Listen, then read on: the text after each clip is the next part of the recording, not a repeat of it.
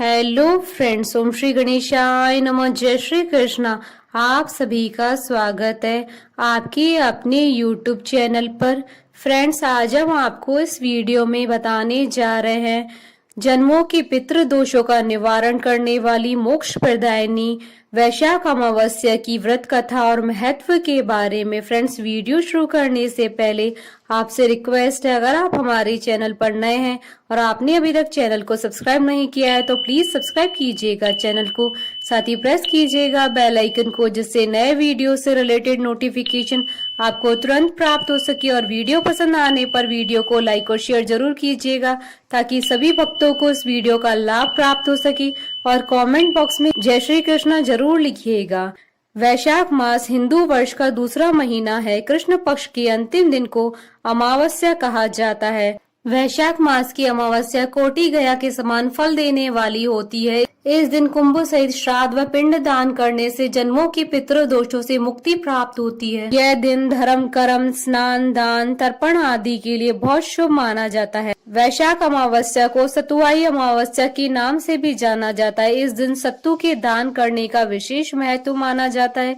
वैशाख अमावस्या को शनि जयंती के रूप में भी लोग मनाते हैं। ऐसी मान्यता है कि त्रेता युग का आरंभ भी इसी माह में हुआ था, जिस कारण वैशाख अमावस्या का महत्व कई गुना बढ़ जाता है। वैशाख अमावस्या के दिन पूर्ण विधि विधान के साथ पूजा पाठ किया जाता है, जिससे भगवान प्रसन्न होकर अपने भक्तों के सभी कष्ट और दुख दूर करते हैं।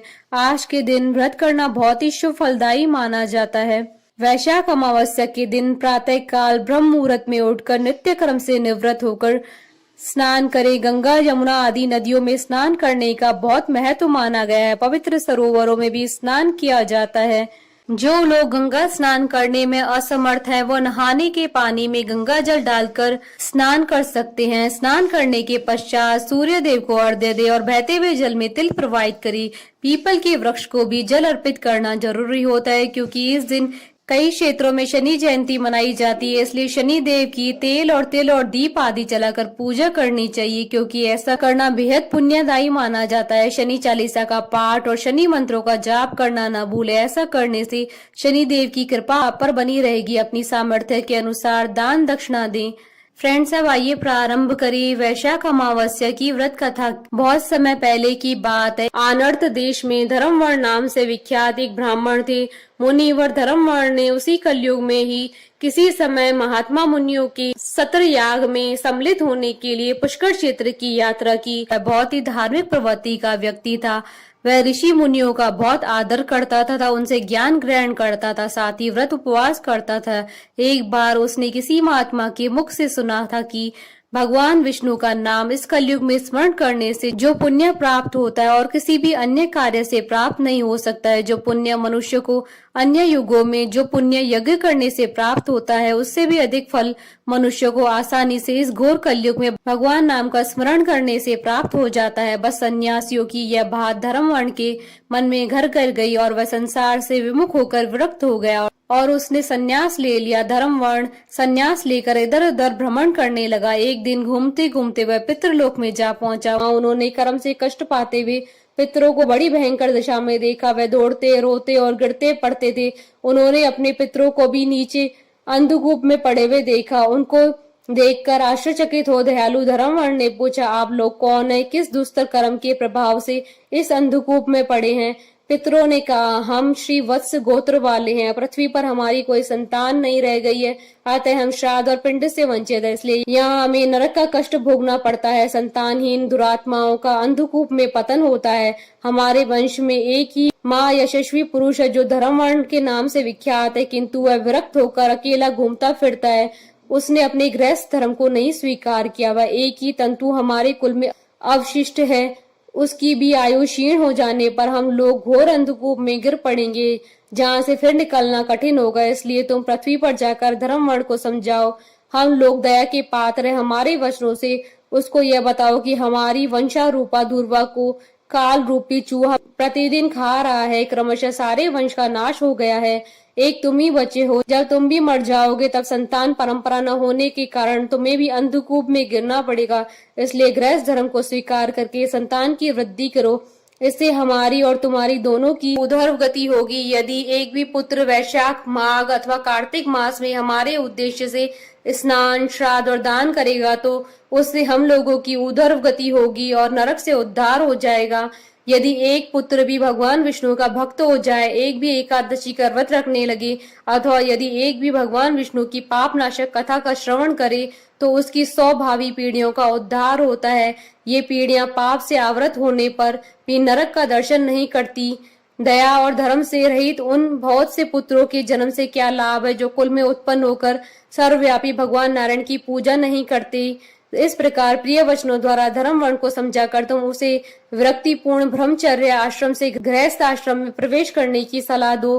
पितरों की यह बात सुनकर धर्म वर्ण अत्यंत विस्मित हुआ और हाथ जोड़कर बोला, मैं ही धर्म वर्ण नाम से विख्यात आपके वंश का दुराग्रही बालक हूँ। यज्ञ में महात्मा नारद जी का यह वचन सुनकर कि कलयुग में प्राय कोई भी रसनेन्द्रिय और शिशेन्द्रिय को दृढ़ता पूर्वक संयम में नहीं रखता, मैं दुर्जनों की संगति से भयभीत तो अब तक दूसरे दूसरे द्वीपों में घूमता रहा। इस कलयुग के तीनों चरण बीत गए, अंतिम चरण में भी 3.5 भाग व्यतीत हो चुके हैं। मेरा जन्म व्यर्थ बीता है, क्योंकि जिस कुल में मैंने जन्म लिया उसमें माता पिता की ऋण को भी मैंने नहीं चुकाया। पृथ्वी के भारभूत उस शत्रुतुल्य पुत्र के उत्पन्न होने से क्या लाभ है जो पैदा होकर भगवान विष्णु और देवताओं तथा पितरों की पूजा न करे।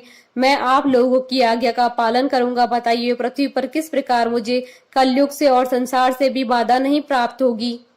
धर्म वर्ण की बात सुनकर पितरों के मन को कुछ आश्वासन मिला। वे बोले, बेटा तुम गृहस्थ आश्रम स्वीकार करके संतानोत्पत्ति के द्वारा हमारा उद्धार करो। जो भगवान विष्णु की कथा में अनुरक्त होते हैं, निरंतर श्री हरि का स्मरण करते हैं और सदाचार के पालन में तत्पर रहते हैं, उन्हें कलयुग बाधा नहीं पहुंचाता। मानव जिसके घर में शालिग्राम, शिला अथवा महाभारत की पुस्तकों उसे भी कलयुग बाधा नहीं दे सकता। जो वैशाख मास के धर्मों का पालन करता है, माघ में स्नान में तत्पर होता है और कार्तिक में दीप देता है, उसे भी कली की बाधा प्राप्त नहीं होती। जो प्रतिदिन महात्मा भगवान विष्णु की पाप नाशक है मोक्षदायिनी दिव्य कथा सुनाता है, जिसके घर में बलि वैष्णव देव होता है, शुभ कारणी तुलसी स्थित होती है तथा जिसके आंगन में उत्तम गौ रहती है, उसे भी कलयुग बाधा नहीं देता है। अतः इस पापात्मक युग में भी तुम्हें कोई भय नहीं है। बेटा शीघ्र पृथ्वी पर जाओ। इस समय वैशाख मास चल रहा है, यह सबका उपकार करने वाला मास है। सूर्य के मेष राशि में स्थित होने पर 30 तिथियां पुण्यदायिनी मानी जाती है। एक एक तिथि में किया हुआ पुण्य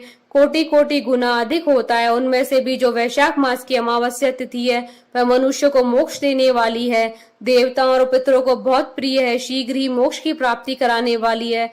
जो उस दिन पितरों के उद्देश्य से श्राद्ध करते हैं और जल से भरा हुआ घड़ा और पिंड देते हैं, उन्हें अक्षय फल की प्राप्ति होती है। अतः महामते तुम शीघ्र जाओ और जब अमावस्या हो तब कुंभ सहित श्राद्ध एवं पिंड दान करो। सबका उपकार करने के लिए गृहस्थ धर्म का आश्रय लो, धर्म अर्थ और काम से संतुष्ट हो, उत्तम संतान पाकर फिर मुनि व्रति से रहते हुए सुख पूर्वक दीप दीपांतरों में विचरण करो। पितरों के इस प्रकार आदेश देने पर धर्म वर्ण मुनि शीघ्रता पूर्ण भूलोक में गए। वहां मेष राशि में सूर्य के स्थित रहते हुए वैशाख मास में प्रातः काल स्नान करके देवताओं, ऋषियों तथा पितरों का तर्पण किया। फिर कुंभ दान सहित पाप विनाशक श्राद्ध करके उसके द्वारा पितरों को पुनरावृत्ति रहित मुक्ति प्रदान की। तत्पश्चात उन्होंने स्वयं भी विवाह करके उत्तम संतान को जन्म दिया और लोक में उस पापनाशनी अमावस्या तिथि को प्रसिद्ध किया। तदंतर वे भक्ति पूर्वक भगवान की आराधना करने के लिए हर्ष के साथ गंधमादन पर्वत पर चले गए। इसलिए वैशाख मास की अमावस्या तिथि परम पवित्र मानी गई है। प्रेम से मन से भगवान नाम जाप करते रहो। बोलिए भगवान विष्णु की जय, सनातन धर्म की जय। हमारे साथ इस वीडियो में अंत तक बने रहने के लिए आपका धन्यवाद। ओम श्री गणेशाय नमः। जय श्री कृष्ण।